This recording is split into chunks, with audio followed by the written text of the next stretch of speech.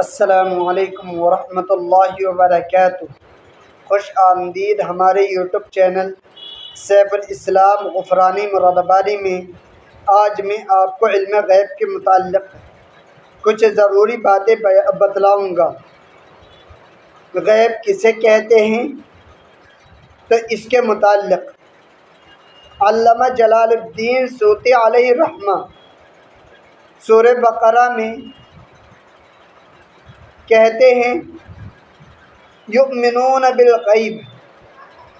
لفظ غیب کی تشریح کرتے ہوئے الغیب ما غاب عن المخلوق، کہ غیب وہ ہے جو مخلوق سے پوشیدہ ہو، مخلوق سے چھپا ہوا ہو۔ اور بہت سارے علماء نے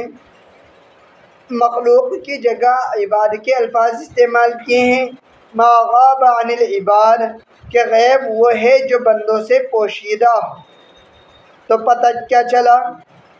کہ جب تک اللہ کے علم میں ہے تو وہ غیب ہے، لیکن جہاں اللہ کے علم سے وہ بات باہر آئی اور اللہ نے اس بات کو ظاہر کیا تو غیب نہیں بلکہ علم مشاہدہ بن جاتا ہے۔ اب سمجھیے کہ علم کی دو قسمیں ہیں، نمبر 1 علم غیب، نمبر 2 علم مشاہدہ۔ یوں تو ہر چیز اللہ تبارک و تعالیٰ کو معلوم ہے، ہر چیز اللہ تعالیٰ کے علم میں ہے، لیکن بندوں کی طرف نسبت کرتے ہوئے علم کی دو قسمیں ہیں، علم غیب اور علم مشاہدہ۔ علم غیب وہ علم ہے جو ظاہر نہیں ہوا بلکہ جو مخلوق سے چھپا ہوا ہے، اور علم مشاہدہ وہ ہے جو اللہ تعالیٰ نے بندوں کے سامنے ظاہر کر دیا۔ اب یہاں ایک چیز اور سمجھیے کہ اللہ کے نبی صلی اللہ علیہ وسلم کو عالم الغیب کہا جا سکتا ہے یا نہیں کہا جا سکتا؟ یوں تو بہت لمبی تشریح ہو جائے گی اس کی، یہاں اللہ کے نبی عالم الغیب تھے، اب کوئی کہے گا اللہ کے نبی عالم الغیب نہیں تھے، کچھ لوگ کہیں گے عالم الغیب ہونے کے دلائل یہ ہیں، کچھ لوگ کہیں گے کہ عالم الغیب نہ ہونے کے دلائل یہ ہیں، لیکن میں مختصراً صرف الفاظ سمجھیے کہ اللہ کے نبی کو عالم الغیب کہا جا سکتا ہے یا نہیں؟ تو اس کا سیدھا سادہ جواب ہے کہ اللہ کے نبی کو عالم الغیب نہیں کہا جا سکتا۔ میں نے یہ نہیں کہا کہ اللہ کے نبی غیب جانتے ہیں یا نہیں جانتے، بلکہ میں نے کیا کہ اللہ کے نبی کو عالم الغیب کہا جا سکتا ہے یا نہیں کہا جا سکتا۔ تو سمجھ لیجئے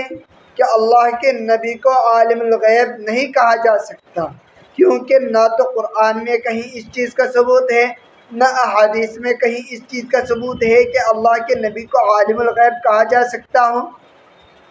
کیونکہ اللہ کے نبی صلی اللہ علیہ وسلم یعنی جناب محمد رسول اللہ صلی اللہ علیہ وسلم کو بھی اگر غیب کے کچھ جزیات کا علم تھا تو وہ عطائی تھا، اور عطائی چیزوں کی وجہ سے کسی کو اس چیز کا مالک نہیں بنایا جا سکتا، جیسا کہ کپڑا سینے والے کو ٹیلر کہا جاتا ہے، لیکن اس کا مطلب یہ نہیں ہے کہ اگر کپڑا مشین میں ڈال دیا جائے تو مشین ٹیلر بن جائے گی۔ ایسے ہی کپڑا دھونے والے کو دھوبی کہا جا سکتا ہے، لیکن اگر کپڑا مشین میں ڈالا جا رہا ہے اور اس مشین میں کپڑا دھل کے آ رہا ہے تو اسے دھوبی نہیں کہا جا سکتا، کیونکہ مشین یہ ایک الگ چیز ہے، کیونکہ یہ دوسرے کے وسیلے سے چل رہی ہے۔ یہاں میرا مقصد اللہ کے نبی کو مشین کے برابر قرار دینا نہیں ہے، بلکہ یہاں میرا مقصد یہ ہے کہ ایک چیز ذاتی ہوتی ہے، ایک چیز وسیلوں کے ذریعے ہوتی ہے۔ جو ذاتی چیز ہوتی ہے اسی کی طرف نسبت کی جاتی ہے، جو وسیلے کی چیز ہوتی ہے تو وسیلے کی طرف سامنے والے کی نسبت نہیں کی جاتی، الا یہ کہ وسیلے والا خود یہ کہہ دے۔ اب اللہ کے نبی صلی اللہ علیہ وسلم کے متعلق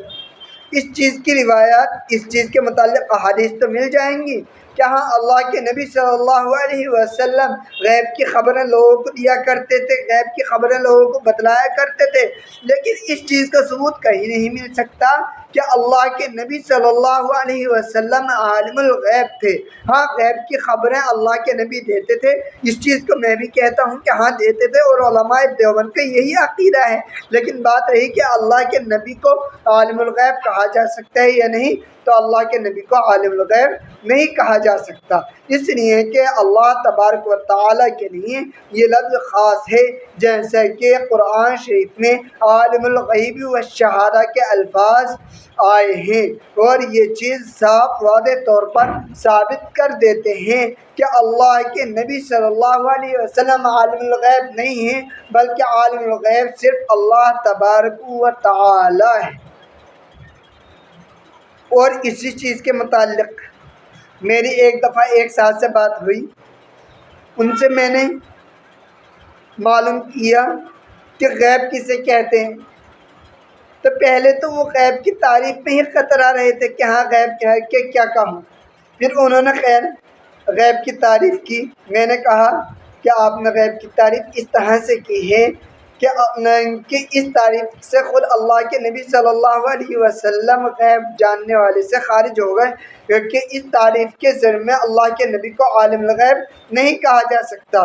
تو پھر انہوں نے طرح طرح کی تعویلات کی، اور جب ان سے کوئی بات نہ بن سکی تو آخر میں انہوں نے مجھ سے کہا کہ اگر روپیہ جیب میں ڈالیں گے تو وہ روپیہ ہی رہے گا یا 10 روپے ہو جائیں گے؟ میں نے ان سے کہا کہ وہ روپیہ ہی رہے گا، کیونکہ جب روپیہ ڈال رہے ہیں تو روپیہ ہی رہے گا۔ اور انہوں نے ایک دم سے اعتراض کر ڈالا، سوال کر ڈالا اس بات پر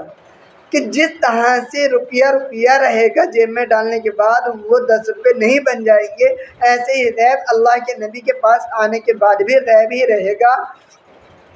تو میں نے فوراً ان سے کہا کہ اچھا ایک چیز بتلائیے کہ خلق من ماء دافق، کہ انسان کو کھولتے ہوئے ناپاک قطرے سے، منی کے قطرے سے پیدا کیا گئے ہیں، تو کیا آج بھی آپ منی کے قطرے ہیں یا آپ کی حقیقت بدل گئی ہے؟ وہ فوراً شرمندہ اندھا ہوئے اور وہیں خاموش ہو گئے، اور پھر کچھ دیر کے بعد وہ گالیاں بکنے لگے جب ان سے کچھ نہ بن سکا تھا۔ اس لیے حقیقت سمجھنے کی کوشش کیجیے، کیونکہ دیکھیے عالم الغیب یہ صرف الفاظ ہی نہیں بلکہ یہ ایک اصطلاح ہے جو اللہ تبارک و تعالیٰ کے ساتھ خاص ہے، اور الاصطلاح یعمل علی الاصطلاح، کہ اصطلاح پر ہی معمول ہوتی ہے، لا یعمل